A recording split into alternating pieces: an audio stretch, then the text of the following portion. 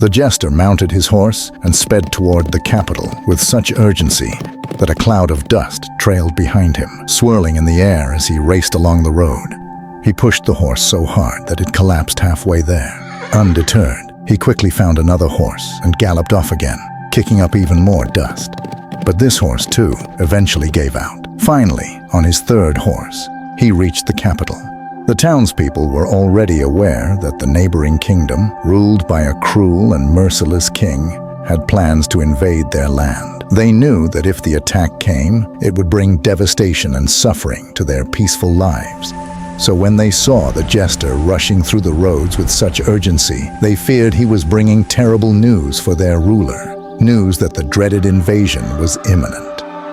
As soon as the jester reached the palace, the guards let him pass without delay. The king, anxious and worried, came out to meet him. Gasping for air, the jester requested a moment to regain his breath. The king, his fear growing, watched the jester's lips, waiting for him to speak. But the more he waited, the more the king's anxiety grew, as he saw nothing but worry and confusion on the jester's face. The king said, "Until now, you've only brought us laughter and joy. Tell me, what have you seen or heard that has left you so distressed and troubled?" The jester asked again for a little more time to recover. But this time, the king, unable to wait any longer, shouted, "Either speak now, or I will have your head." Slowly, the jester began to speak.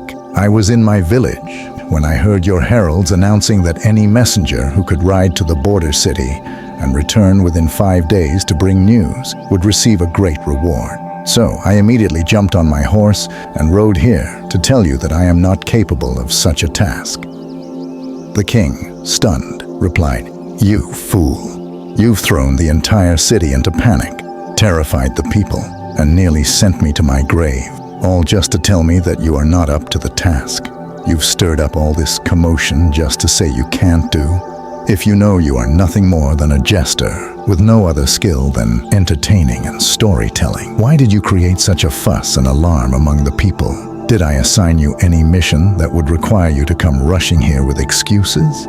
Why didn't you stay in your home, where we would be free from your antics, and the people safe from your foolishness? Some people are much like the jester in this tale, full of noise and bluster, yet empty of action. They talk loudly, always seeking to draw attention to themselves. But when it comes to actually solving problems or contributing meaningfully, they are utterly useless. Their words cause confusion and fear. But when the time comes to act, they have nothing to offer but excuses and empty promises. Like the jester, they stir up chaos with their constant chatter. But in the end, all they leave behind is a mess for others to clean up.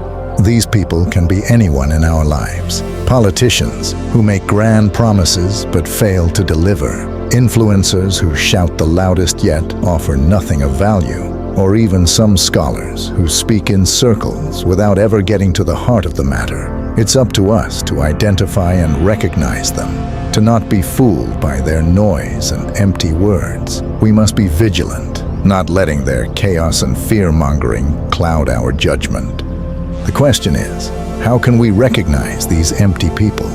There are some effective and easy ways to do it, and that's exactly what this video right here will cover. You can click and watch it when it's ready.